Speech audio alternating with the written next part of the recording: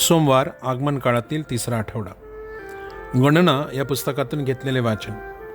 बलामने दृष्टी वर करून पाहिले, तो इस्रायल लोक आपापल्या वंशाप्रमाणे वस्ती करून राहत आहेत असे त्याला दिसले आणि देवाचा आत्मा त्याच्यावर उतरला. तो काव्य रूपाने आपला संदेश देऊ लागला.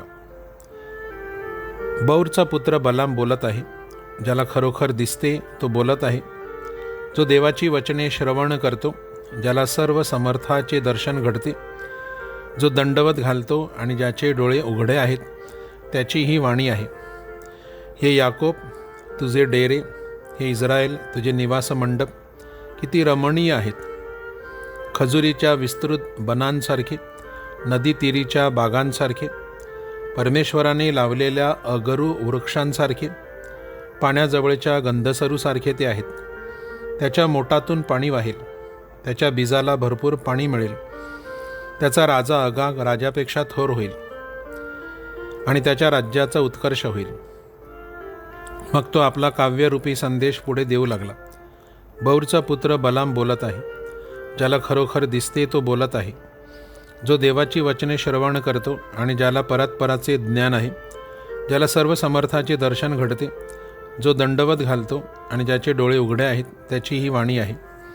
मी त्याला पाहीन, पण तो आता दिसत नाही. मी त्याला न्याहाळीन, पण तो जवळ नाही. याकोबमधून एक तारा उदय पावेल आणि इस्रायलमधून एक राजदंड निघेल. प्रभूचा शब्द. देवाला धन्यवाद. प्रतिसाद. हे प्रभो, तुझा मार्ग मला दाखव. हे प्रभो, तुझा मार्ग मला दाखव. तुझी वाट मला प्रकट कर. तुझ्या सत्याला अनुसरून वागायला मला शिकव. मला वळण लाव, कारण तूच माझा मुक्तिदाता देव आहेस. हे प्रभो, तुझा मार्ग मला दाखव. हे प्रभो, तुझे वात्सल्य, तुझे अढळ प्रेम यांचे स्मरण कर. ती पूर्वापार चालत आली आहेत. प्रभो, तुझे अढळ प्रेम, तुझे चांगुलपण लक्षात घेऊन माझी आठवण ठेव. हे प्रभो, तुझा मार्ग मला दाखव.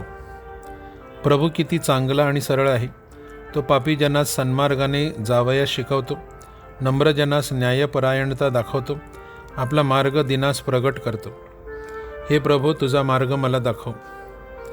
Alleluia, alleluia. आपला प्रभू येईल, आपण त्याला भेटायला जाऊ या. त्याचा आरंभ महान आहे आणि त्याच्या राज्याचा शेवट होणार नाही. अलेलुया. मत्ती लिखित पवित्र शुभवर्तमानातून घेतलेले वाचन. येशू मंदिरात जाऊन शिक्षण देत होता, तेव्हा प्रमुख पुरोहित आणि लोकांचे वडीलजन त्याच्याकडे आले आणि म्हणाले, या गोष्टी करण्याचा तुम्हाला काय हक्क आहे? हा अधिकार तुम्हाला कोणी दिला? येशूने त्यांना उत्तर दिले, मी देखील तुम्हाला एक प्रश्न विचारतो. त्याचे जर तुम्ही उत्तर दिलेत तर या गोष्टी करायचा मला काय अधिकार आहे हे मी तुम्हाला सांगेन. बाप्तिस्मा करायचा अधिकार योहानाला कोणी दिला, देवाने की माणसाने? त्यावर वादविवाद करीत ते एकमेकांना म्हणू लागले.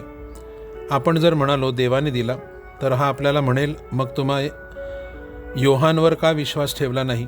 बरे, माणसाने दिला म्हणावे तर आपल्याला जनसमुदायाची भीती आहे, कारण योहान प्रवक्ता आहे असे सगळे मानतात. तेव्हा त्यांनी येशूला उत्तर दिले, आम्हाला माहीत नाही. त्यावर येशू त्यांना म्हणाला, मग या गोष्टी करायचा मला काय अधिकार आहे हे मीही तुम्हाला सांगत नाही. प्रभूचे शुभवर्तमान. हे प्रभू येशू ख्रिस्ता, तुझी स्तुती असो. 40 वर्षे इस्रायली लोकांनी मिसर देशातून आपल्या वतनाकडे प्रवास केला. मोवाबच्या हद्दीवर पोहोचल्यावर त्यांनी आपले मंडप उभारले आणि तेथे वस्ती केली. त्यांची लोकसंख्या पाहून मोआबचा राजा घाबरला आणि बलाम संदेष्टाला बोलावून इस्रायली लोकांस शापित करावयास हुकूम दिला. परंतु बलाम संदेष्टाने शापाऐवजी त्यांनी आशीर्वाद दिला, कारण इस्रायलच्या लोकाविषयीच्या परमेश्वराच्या योजना त्यांनी अंतर्ज्ञानाने ओळखल्या होत्या. शुभवर्तमानात आपण ऐकतो की दुर्दैवाने मुख्य याजक आणि वडीलजन बलामसारखे समंजस, सुज्ञ आणि व्यापक दृष्टिकोनाचे नसून संकुचित वृत्तीचे आहेत. येशू हाच ख्रिस्त आहे हे त्यांना स्वीकारणे त्यास कठीण झाले. उलट ते त्याच्याकडून स्वर्गातून अद्भुत चिन्ह मागतात.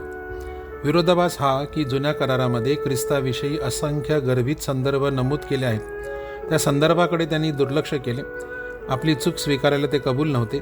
आपल्या सहबांधवांविषयी आपले गैरसमज आपण कसे हाताळतो